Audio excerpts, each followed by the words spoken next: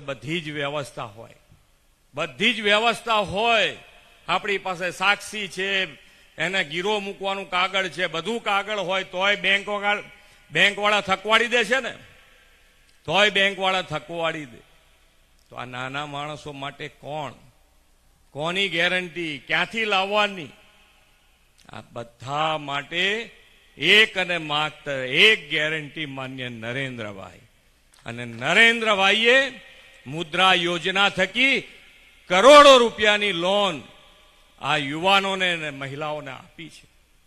આજે નાના વેપારીઓ જેની પાસે રેકડી છે, ચાની કીટલી છે, શાકની લારી છે, પીએમ સ્વનિધિ યોજના અંતર્ગત એ લોકોને પણ લોન મળી છે. કોઈ ગેરંટી નહીં એમની, ફક્ત અને ફક્ત ગેરંટી માન્ય નરેન્દ્રભાઈ. અને એ ગેરંટીના આધારે આજે એ લોકોને 10,000ની લોન, 10,000માંથી 20,000ની લોન, 20,000માંથી 50,000ની લોન આજે દરેકને મળી રહી છે. એક જ ગેરંટી ઉપર, માન્ય નરેન્દ્રભાઈની ગેરંટી. આપણે ઘણી વખત કહીએ છીએ કે અત્યારે ટેક્સની આવક વધવાનું કારણ શું? તો આપણે પહેલા બધા કેટલાય ગોટાળાની વાત આપણે સાંભળી છે. અને આજે શેની ચર્ચા થાય છે? તો કે ભાઈ આજે કયા ગોટાળા વાળાને સજા થઈ એની ચર્ચા થાય છે. અને એના કારણે આજે તમે જુઓ તો દરેક વેપારી આજે આટલી મોટી ટેક્સની આવક થવાનું કારણ શું? તો કે ભાઈ આજે આવક થઈ રહી છે એનું કારણ વેપાર ધંધા વ્યવસ્થિત રીતે ચાલી રહ્યા છે. વેપાર ધંધાને જોઈતી દરેક સગવડ સરકાર પૂરી પાડી રહી છે. રોડ રસ્તા હોય, લાઇટ હોય, પાણી હોય, દરેકની વ્યવસ્થા જ્યારે વેપારીને મળતી હોય, કોઈ જાતની કનડગત ના હોય, ત્યારે આ ધંધા રોજગારમાં આટલા ટેક્સ લોકો ભરે. અને એ ટેક્સ ભરે છે ત્યારે આપણું આ અર્થતંત્ર ખૂબ ઝડપથી આગળ વધી રહ્યું છે. દરેક જણ આગળ વધવા માટે, દરેક જણ સાથે મળીને આગળ વધે એના માટે 10 વર્ષનો હિસાબ છે જ, 10 વર્ષનો હિસાબ છે. દરેક સેક્ટરમાં આગળ વધ્યા છે.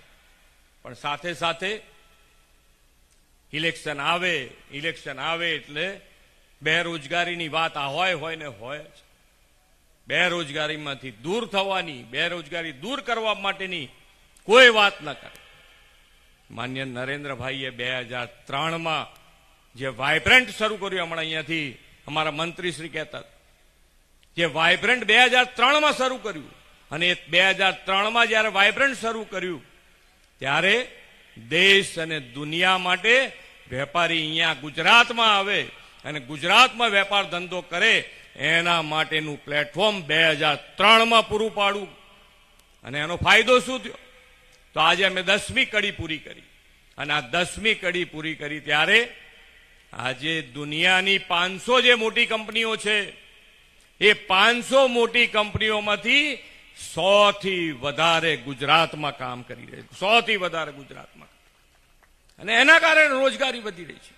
આજે દેશમાં સૌથી વધારે રોજગારી આપતું કોઈ રાજ્ય હોય તો એ ગુજરાત રાજ્ય છે. આજે આપણે 10 વર્ષની તો વાત છે જ. 10 વર્ષની સાથે સાથે આપણો જે અમૃતકાળ શરૂ થયો છે, તો અમૃતકાળમાં પણ વિકસિત ભારત અને વિકસિત ભારત માટે કેવી રીતે આગળ વધી શકાય એનો રોડ મેપ પણ તૈયાર છે. વિકસિત ભારત માટે આપણે વિકસિત ગુજરાત, અને વિકસિત ગુજરાત એટલે કેવી રીતે થાય? નાનામાં નાનો માણસ, છેવાડાનો માણસ કેવી રીતે મુખ્ય પ્રવાહમાં આવે એના માટેનો હર હંમેશ પ્રયત્ન કર્યો છે. વિકસિત ભારત યાત્રા શરૂ કરી માન્ય નરેન્દ્રભાઈએ. ગુજરાતમાં પણ આપણે વિકસિત ભારત યાત્રા શરૂ કરીને દરેકે દરેક ગામ સરકારી યોજનાનો લાભ જેને મળ્યો છે એને તો મળ્યો જ છે, પણ નથી મળ્યો તો એના ઘરે જઈને, એના ગામમાં જઈ અને એની યોજનાનો લાભ આપવા માટે આ વિકસિત ભારત યાત્રા અને વિકસિત ભારત યાત્રા આપણે ગુજરાતમાં પણ કરી. અને મોદી સાહેબનો ગેરંટી રથ ગામે ગામ ગયો છે.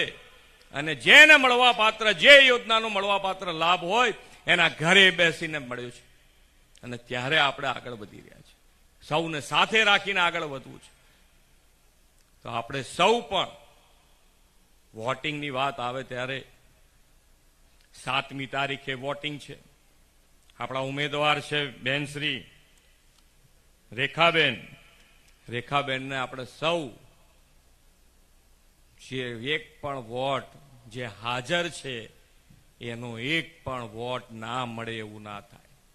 ક્યાંય પણ આટલો વિકાસ કોઈ તમે કહેશો એ કામ થાય એ બધા જ આંકડા છે તમારી પાસે. અને અત્યારે તમે જ્યાં જોશો ત્યાંથી તમને આ બધી વસ્તુ મળે એવી છે. આજે આપણે તમને વાત નીકળી છે તાર કહી દઉં ડિજિટલ માટેની વાત છે. તો ડિજિટલ માટેની વાતમાં એક વાત કરીને મારી વાત પૂરી કરું કે આજે ડિજિટલ એટલે ચિપ્સની વાત છે, સેમી કન્ડક્ટરની વાત છે. તો સેમી કન્ડક્ટર બિઝનેસ ભારતમાં લાવવા માટે થઈ અને દેશના બધા વડાપ્રધાનશ્રીઓએ પ્રયત્ન કર્યો પણ કોઈ સફળ ના થયું. ફક્ત ને ફક્ત સફળ થયા માન્ય નરેન્દ્રભાઈ. અને નરેન્દ્રભાઈ સફળ થયા સાથે સાથે આપણા ગુજરાત માટે ડબલ આનંદ છે કે આ બિઝનેસની શરૂઆત આપણા ગુજરાતમાં 3 ઇન્ડસ્ટ્રીઝ દ્વારા થઈ છે, આપણા ગુજરાતમાં થઈ છે. આજે જ્યારે આટલી ગુજરાત દેશનું ગ્રોથ એન્જિન છે તો આપણા સૌનો પણ સાથ અને સહકાર મળી રહે. અને 7મી તારીખે આપણા ઉમેદવાર શ્રી રેખાબેનને ખૂબ જંગી બહુમતીથી વિજય બનાવી અને આપણે સાંસદ તરીકે મોકલીએ. અને આજે જે ડીડી પટેલ, ડીડી રાજપૂત અને સૌ જોડાયા છે એ બધાને ફરીથી ખૂબ ખૂબ સ્વાગત કરી વિરમું છું. ભારત માતા કી જય, વંદે માતરમ, જય જય ગરવી ગુજરાત. ખૂબ ખૂબ આભાર માનનીય મુખ્યમંત્રી શ્રી ભૂપેન્દ્રભાઈ પટેલ સાહેબ. હવે હું વિનંતી કરીશ જિલ્લા ભાજપ મહામંત્રી સંજયભાઈ બ્રહ્મભટ્ટને કાર્યક્રમની આભાર વિધિ કરશે.